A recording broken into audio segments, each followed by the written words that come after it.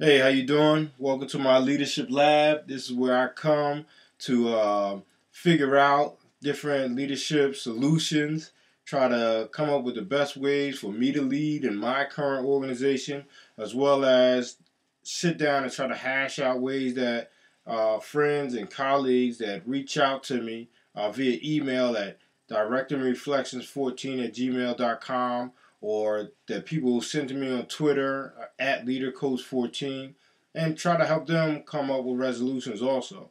Because I was always taught that leadership extends beyond the chain of command, which means that if anybody's in a situation and they just need a little help or a little hint, just a little more guidance, then that's what we should be here for. And that's me personally. That's how I am. But this question I was asked, and I definitely want others to weigh in on. It's a question that has rocked my brain for the last 2 weeks. I barely even acknowledge the fact that I was texted this question because it's a tough one.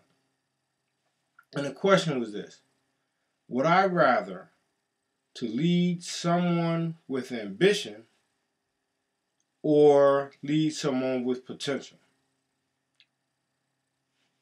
Which would you rather? So after I finish answering it, I'd like you to think about this too, because it's not an easy one. The first thing I wanted to do was try to mesh them into one person and say, well, how much ambition does the one with potential have, and how much potential does the one with ambition have? Because there are no cut and dry answers for something like this. We're talking about humans, and humans adapt, we change, we grow, and leadership is supposed to influence both of them.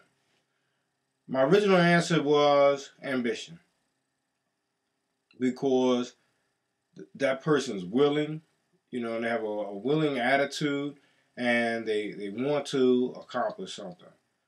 But then I thought about playing football, and you have different players, and they go out for certain positions, and sometimes you can have a young athlete that wants to play a certain position.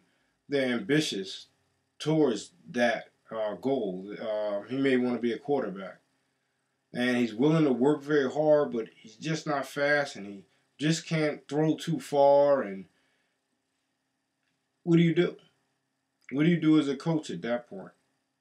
His ambition is there, but is he ever going to really get to where you need him to be in order for him to be effective in that position for the team? Because it's all about the team. It's not all about what that one person wants.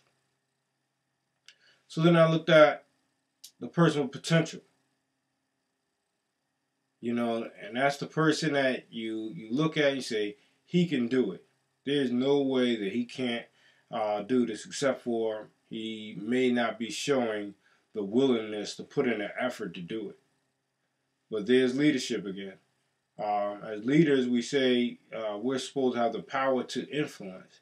And you definitely want to take your time to provide influence for that individual, because you're gonna see them, and you're gonna say, hey, if I could just get this person to see things maybe from a different paradigm, see it from another viewpoint, and motivate them and inspire them, then I can help them to reach their potential. So there's my issue with answering this question. I have this person that apparently wants to work very hard, and this person that can achieve the goal. And I'm being asked to choose one of them. What I would say is, I will lead the one that I have to lead. If I have the person that is willing but lacks skill, then I become their trainer. I become their teacher, their mentor, to push them through, to help them earn the skills that they want to have so that they can be successful. I would find a step-by-step way to analyze where they are, show them where they are, show them where I need them to be, and walk the path with them so that they can reach their goals. If I'm given a person with potential, then I would have to check their motivation levels. If they're not motivated to do what they have the potential to do, I would sit down with them and try to find out what it is that I can do to get them motivated, to get them on that path moving towards their potential, because I will have a burning desire inside me to see them get to where I believe they can go. But that doesn't matter unless that person wants to go there. And that's why leadership is influence. And the power of influence is the power of leadership. And I would be willing to spend the time to show that person where they can go and to help them match their potential to the organization. Let them see the big picture. Like, hey, you are great at this, or you have the potential to be great at this, and this is the effect it will have on the entire organization. And try to use that as the motivation. So in both situations, I would love to lead either one, but the only thing that has to change is how I lead them and how I would approach them from the beginning. And a lot of times in leadership situations, we all run into that.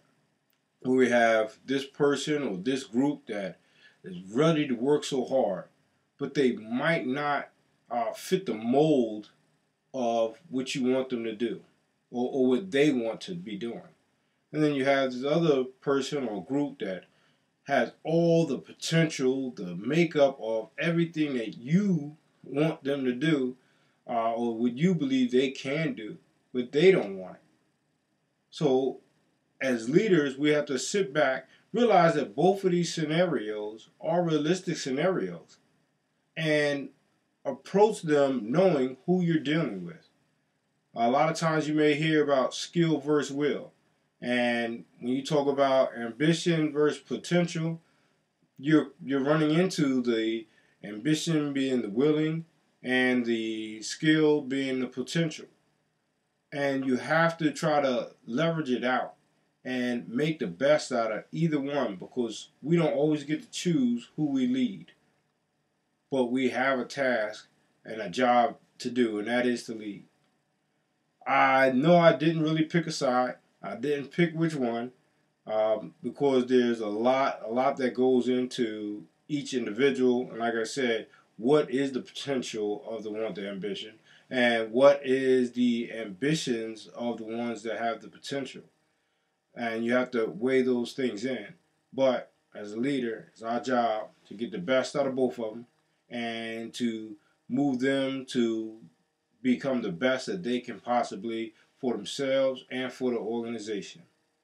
All right. Thank you for spending a little more time in the Leadership Lab. Check out my website, my blog. It's directingreflections.com.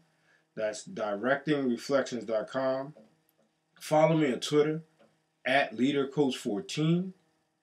And you can send me emails of questions or even your theories on this to directingreflections14@gmail.com, or leave a comment at the bottom here on this YouTube page. All right, and thank you.